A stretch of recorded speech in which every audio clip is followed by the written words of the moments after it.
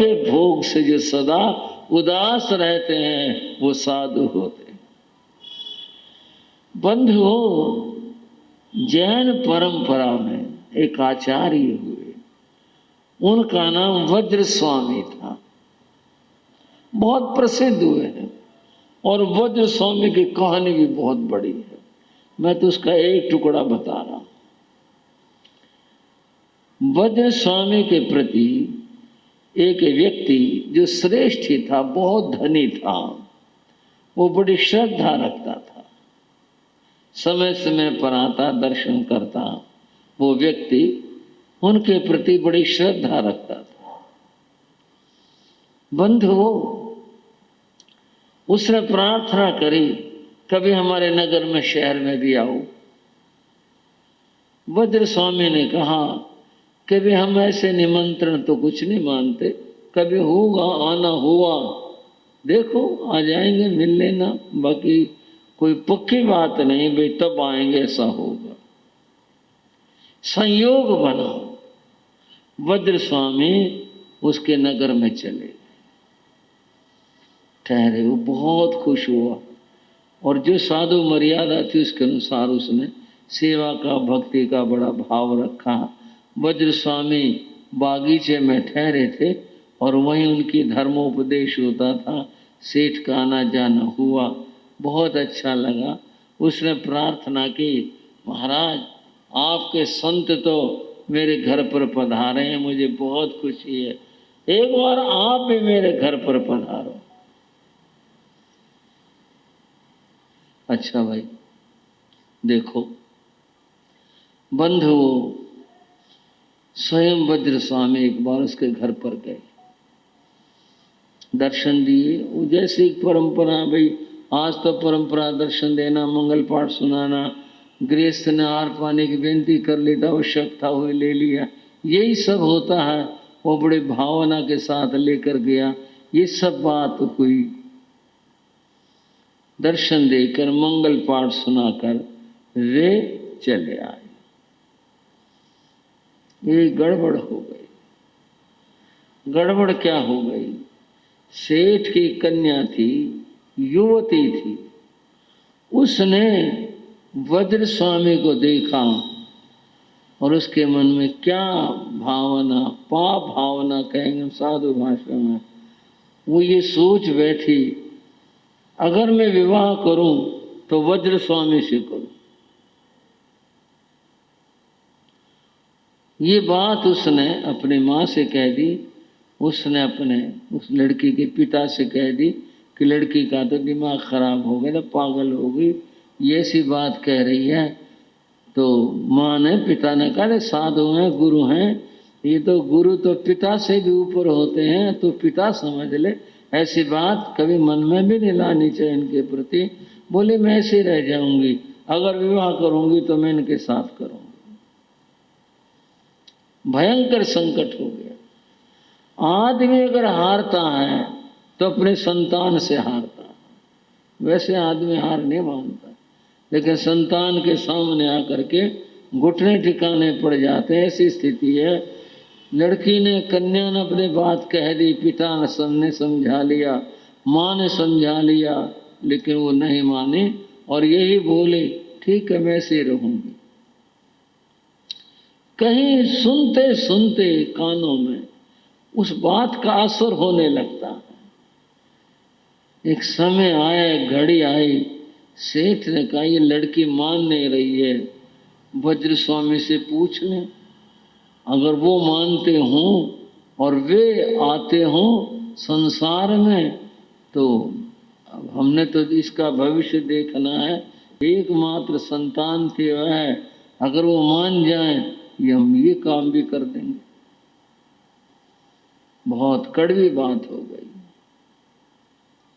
आखिरकार सेठ ने वज्र स्वामी से बात कह दी कि महाराज बहुत दिन हो लिए आपने इस बाने में दुनिया से छोड़े हुए, सन्यास में देख ली यहाँ के सुख दुख, अब थोड़े सुख दुनिया के भी देखो, मेरे घर पर आ जाओ और मैं आपको दामाद के रूप में रखूँगा, मेरी सारी संपत्ति के मालिक तुम होंगे, मेरे और कोई संतान है नहीं, कन्या है, वो आपसे विवाह करना चाहती है, अतएव आप इस प्रस्ताव को स्वीकार कर लो। बड़ी भयंकर बात थी, कहने में और सुनने में भी अच्छी नहीं लगती, पर घटना है, हुई ये घटना। सेठ ने ये बात मुनि को कह दी, वज्र स्वामी को कह दी।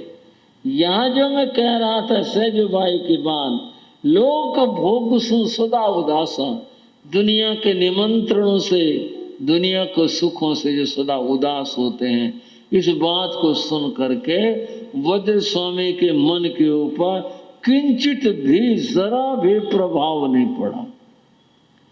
भाई इतनी बड़ी संपदा, बड़ा सेठ था, इतनी बड़ी संपदा मिल रही है और इतना कुछ हो रहा है, आदमी का मन है कैसे बदल जाए, क्या हो जाए। उन्होंने कहा ये तो आपको सोचना भी नहीं चाहिए था। महाराज मैं क्या करूं, वो कन्या मान ही नहीं रही है, बहुत समय हो गया समझाते, मैंने तो लज्जित होकर आपसे ये बात कही, अगर ये हो सकता है तो सब कुछ है, सब कुछ मिलेगा। आपको ऐतराज नहीं हो तो आपके घर पर आ जाऊं एक बार में। महाराज आप एक बार, मैं तो हमेशा के लिए बुला रहा हूँ, आप एक बात के, बोले नहीं नहीं और कोई बात नहीं है, एक बार मैं आपके घर पर आ जाऊं। बोले हाँ जी आओ पधारो। बोले मैं तुम्हारी पुत्री से बात करना चाहूँगा। अच्छा जी। वज्र स्वामी उसके घर पर गए, वहाँ जा करके वो कन्या तो बड़ी प्रसन्न हुई कि शायद पिताजी मना करके ले आए, अभी यहाँ रहेंगे, प्रसन्न हुई। वज्र स्वामी स्थान दे दिया गया, बैठ गए, कन्या बैठ गई, उसके माता पिता बैठ गए। उन्होंने उसको उपदेश दिया और ये उपदेश दिया कि मानव जीवन पाना दुर्लभ है, धर्म पाना उससे भी दुर्लभ है, इसको सफल बना ले।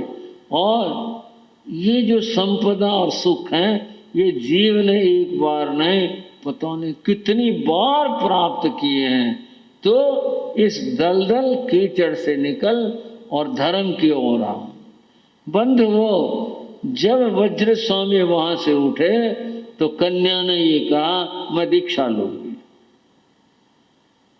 बोलो आचार्य श्री वज्र स्वामी के। कन्या ने कहा मैं दीक्षा लूंगी।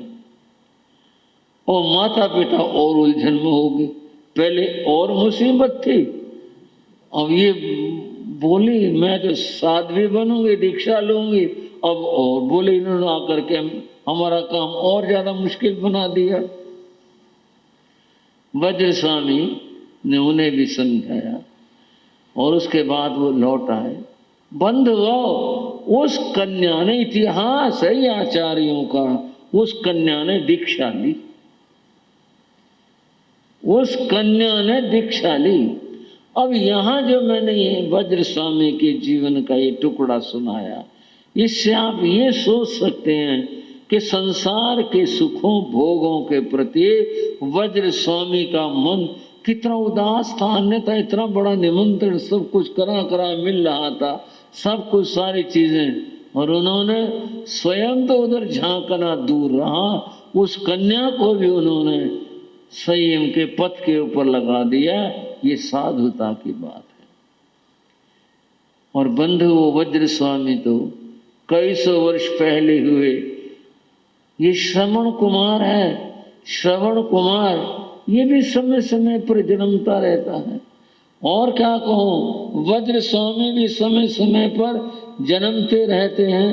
आपने प्रथम आचार्य श्रमण संघ के श्री आत्माराम जी महाराज का नाम तो खूब से सुना पड़ा है। उनके बारे में, उनके जीवन की घटना है। एक जगह पर वो थे तो प्रवचन होता था, लोग आते थे, एक व्यक्ति आता था जो ईसाई धर्म को मानने वाला था। उसने कहा ये साधु है बड़ा विद्वान, अगर ये ईसाई बन जाए तो भारत में ईसाई धर्म का बहुत प्रचार हो।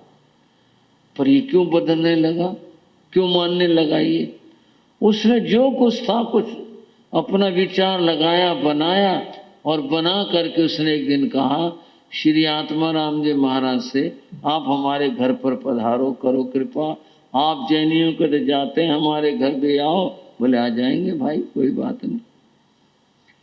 श्री आत्माराम जी महाराज उसके घर के ऊपर गए।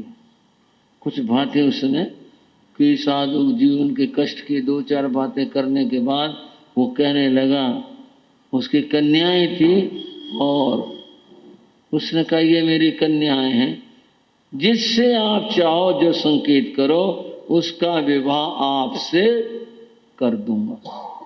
आप ये छोड़ दो जैन साधुपना और मेरे घर के ऊपर आ जाओ, यहाँ आ जाओ, और जो भी कुछ है संसार के सुख हैं, मेरे पास संपदा भी पर्याप्त है, आप यहाँ आ जाओ। बंधु, अब श्री आत्माराम जी महाराज तो कोई बहुत पुराने नहीं है, पुराने तो हैं पर बहुत पुराने नहीं हैं। उन्होंने ये कहा उस भाई को, ईसाई भाई को, बोले आपने ये बात कह दी, ये तो मुझे सुनना भी नहीं लगता, मैं तो अपने कानों पर हाथ रखता, अगर मुझे पता होता आप क्या कहोगे। मैं तो ये सोचा पता नहीं आप कोई बात कहना चाहते होगे, मेरे को तो ये सुनना भी ना कलपता, ना मुझे अच्छा लगा। देखो आप, ना मुझे ये अच्छा ही लगा जरा भी, आपने जो ये सुनाया, ये तो मेरी बहनें हैं। मैं ऐसे कल्पना अपने बहनों के लिए कदापि कल्पना भी नहीं, सोच भी नहीं सकते। आपने ये बात कह दी, और आप सुनो, आप एक संत को सहारा दो, एक संत के लिए ऐसा करो कि उसका संतत्व, उसके साधुता आगे बढ़े और देश में धर्म का प्रचार हो। आपने ये क्या सोचा, ये क्या विचार करा? शर्मिंदा हो गया, लज्जित सा हो गया, क्षमा मांगने लगा। बोला मैं तो सोचा वहाँ बहुत दुख है तुम्हारे इस जैन धर्म में, हमारे यहाँ तो ऐसे पाबंदियाँ हैं नहीं, आप यहाँ सुख पाओगे। बोले नहीं नहीं, ये सुख हमारे को नहीं चाहिए, हमने तो स्वीकार किया है इन दुखों को। किस लिए? साधना के लिए।